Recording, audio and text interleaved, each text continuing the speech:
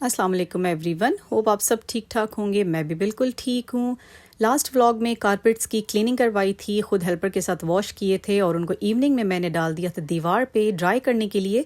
तो मॉर्निंग में मैं चेक कर रही थी, नेक्स्ट मॉर्निंग में चेक कर रही थी कि धूप अच्छी खासी आज रहेगी और इंशाल्लाह मेरे कारपेट हो जाएंगे ड्राई। इसके साथ साथ आज मेरा बहुत दिल कर रहा था होममेड दही बनाने का। काफ़ी टाइम से बनाया नहीं था क्योंकि कफिंग एंड फ्लू के बड़े इशू चल रहे थे, तो स्टॉप कर दिया था मैंने बनाना। सोचा आज क्यों ना बनाऊं। इसी के लिए मैंने एक शीशे के बोल में 3 टेबलस्पून दही लिया एंड 2.5 कप्स दूध अच्छी तरह गर्म करके उसमें ऐड कर दिया। और इसकी एक मेन टिप है कि आपने जब दूध और दही को मिक्स करना है तो फिर यूं पव्वे से उसको थोड़ी हवा देनी है, ऐसे ऊपर ऊपर करके लाजमी करना है। इससे बड़ा ही बेहतरीन सॉलिड दही बनता है। तो बस हमारा दही अब बनने के लिए रेडी है। इस बोल को मैं लगा दूंगी लिड और एक तरफ ये शाम तक पड़ा रहेगा क्योंकि मौसम चेंज हो गया है तो टाइम लगता है ज़रा दही बनने में। और अच्छा, जब आप आते हैं नाश्ता बनाने के लिए किचन में तो डायरेक्टली आई थिंक नाश्ता हम बनाना शुरू नहीं कर देते। छोटे मोटे काम हमारे रहते हैं पेंडिंग में जो हमें उस वक्त करने होते हैं, जैसे कि बॉटल्स रीफ़िल करना हो गई, अगर सिंक में कुछ बर्तन पड़े हैं तो पहले उनको वॉश करके साइड पे करें, स्लैब्स को क्लीन करें। मतलब सारे किचन को पहले देखना पड़ता है, फिर नाश्ता स्टार्ट करना पड़ता है। तो यहाँ मेरी बॉटल्स भी रात को रीफ़िल नहीं हुई थी। ऑब्वियसली बहुत ज़्यादा थक जाते हैं, कुछ काम छोड़ देते हैं मॉर्निंग के लिए, तो उन्हीं बॉटल्स को मैं रीफ़िल अप कर रही थी। पत्ती की बोतल को रीफ़िल कर लिया था, चीनी वाली अभी रीफ़िल नहीं की थी। और चीनी वाला बॉक्स जब मैंने खोला, जिस बड़े कंटेनर में मैं सारी सेव करके रखती हूँ, तो उसमें बहुत ही बारीक चूंटियाँ मुझे दिखी। बहुत मुझे हैरत हुई कि बे लीव्स डालने के बावजूद भी उसमें चूंटियाँ।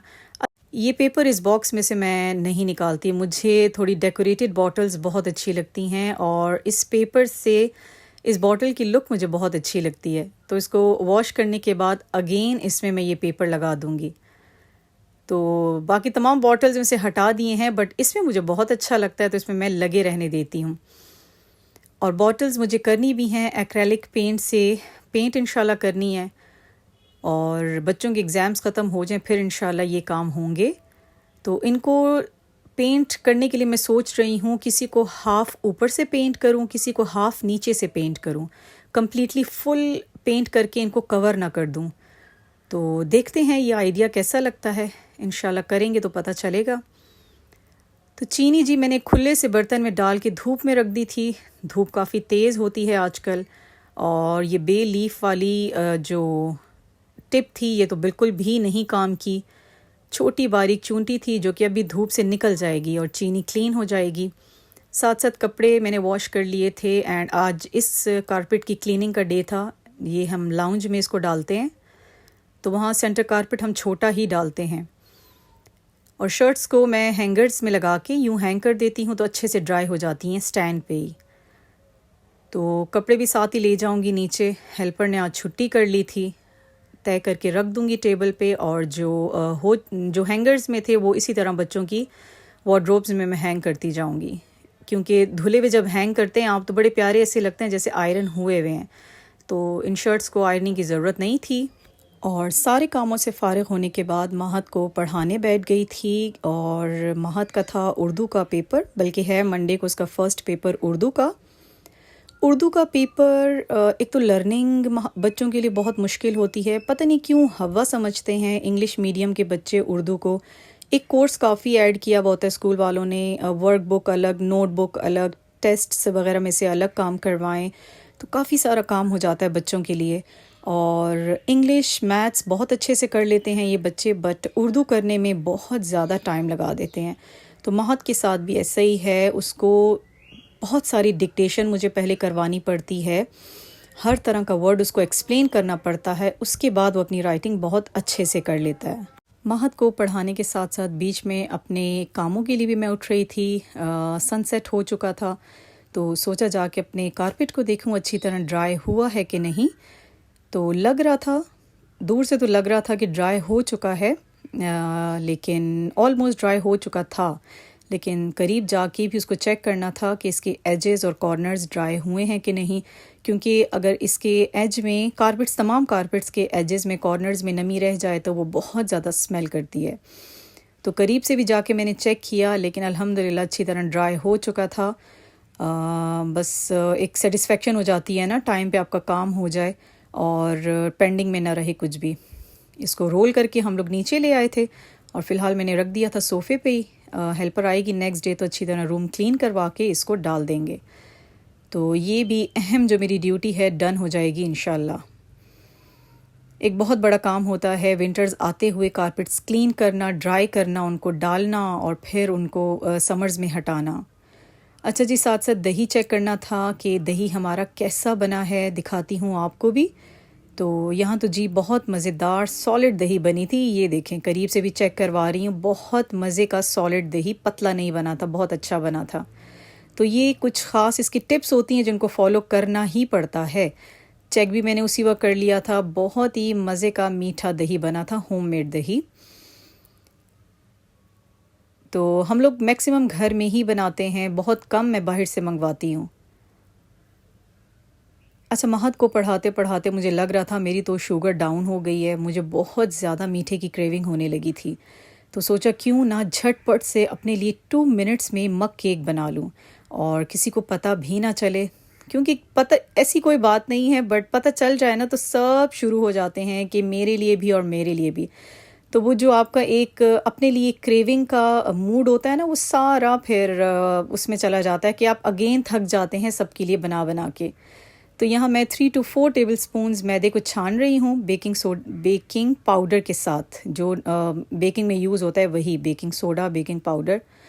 और मग में मैंने डाला था 2 table spoon oil, 2 table spoon चीनी, थोड़ा सा वेनिला एसेंस। बट माहद को पता चल गया था कि मम्मा अपने लिए कुछ बना रही हैं, तो माहद भी अपने लिए मग फ़ौरन लेके आ गया कि मम्मा नहीं, मेरे लिए भी बनाना ही बनाना है।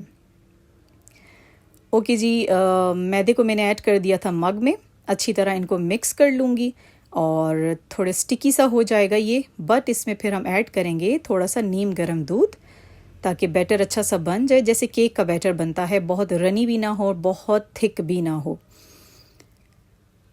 तो मेन इसमें ये है कि इसमें चीनी डिज़ोल्व होनी चाहिए। अगर चीनी डिज़ोल्व नहीं होगी तो फिर हार्ड हो जाएगा आपका केक। तो ये जी महद का मग है, मम्मा फटाफट मेरे लिए भी बना दें। सो मैंने उसके लिए भी बना लिया था और अपने लिए भी। इसको रख दूंगी मैं अवन में जस्ट फॉर 2.5 मिनट्स और फिर आपको दिखाती हूँ कितना सुपर यमी सॉफ्ट मग केक मेरा बना था। बिल्कुल छोटू सा बनता है, बस ये क्रेविंग ख़त्म करने के लिए बेस्ट है। ये देखें 2 मिनट्स में हमारा रेडी भी हो गया था और उसी वक्त मैंने चेक किया, गरम गरम बहुत ही सॉफ्ट था यार, बहुत ही ज़्यादा, बहुत ही मज़े का। तो मुझे जब कभी क्रेविंग हो फटाफट केक खाने की तो मस्ट यही ट्राई करती हूँ। ट्राई कीजिएगा, आपको भी बहुत अच्छा लगेगा। ओके जी, चीनी को फिर संभालना था क्योंकि सारा दिन मैंने इसको भी धूप दे दी थी, अच्छी तरह साफ़ सुथरी हो गई थी। और जिस डब्बे में पहले मैंने रखी हुई थी कंटेनर में, उसको तो टाटा बाय बाय कर दूंगी, क्योंकि इसके ये जो साइड्स हैं ये बहुत लूज़ हैं और यहाँ से इजीली आई थिंक चूंटियाँ यहीं से इसमें एंटर होती हैं। पड़ा हुआ भी होता है ये काउंटर के नीचे, कैबिनेट्स वाला जो एरिया है वहाँ पे। सो इसको कर देंगे साइड पे। और स्टोर में मुझे एक और डिब्बा मिल गया था, ये डस्टी हो रहा है, इसको अच्छी तरह मैं वॉश कर लूँगी और अच्छा एयर टाइट है ये। तो इसमें सारी चीनी मैंने शिफ्ट कर दी थी। मेरी आदत है मैं साथ साथ डिफरेंट बॉक्सेस एंड बॉटल्स और ये चीज़ें लेती रहती हूँ, और कभी कभी तो इतनी ज़्यादा हो जाती हैं कि एक रश स्टोर में, तो उन्हीं में से अक्सर मुझे फ़ायदा भी हो जाता है। जैसे ये बॉक्सेस मैंने रखे हुए थे, कटर का था एंड एक शीशे का बोल था, ये भी वेस्ट नहीं किए थे। तो आज सोच रही थी इनके मैं ऑर्गेनाइज़र्स बनाऊँ अपनी पेंट्री में। अगेन जी, हम पढ़ने बैठ गए थे और क्योंकि उर्दू का काम है तो बस लिखना लिखना और लिखना ही इसमें होता है। लिखते जाएंगे तो बच्चों को मेमोराइज़ होता है। खाने का टाइम हो चुका था और बस मेरी बस हो गई थी, छुट्टी दे दी थी महद को और बस इनफ हो गया था। और ये हमारे घर का सबसे छोटू प्यारा सा बेबी जो हर एक से प्यार लेता रहता है, हर एक की गोद में आके बैठ जाता है, मूड नहीं होता तो काटता भी है। और यहीं था जी, यहीं तक था मेरा व्लॉग। लेती हूँ आपसे इजाज़त। टेक केयर, अल्लाह हाफिज़। लाइक, सब्सक्राइब एंड शेयर ज़रूर कीजिएगा।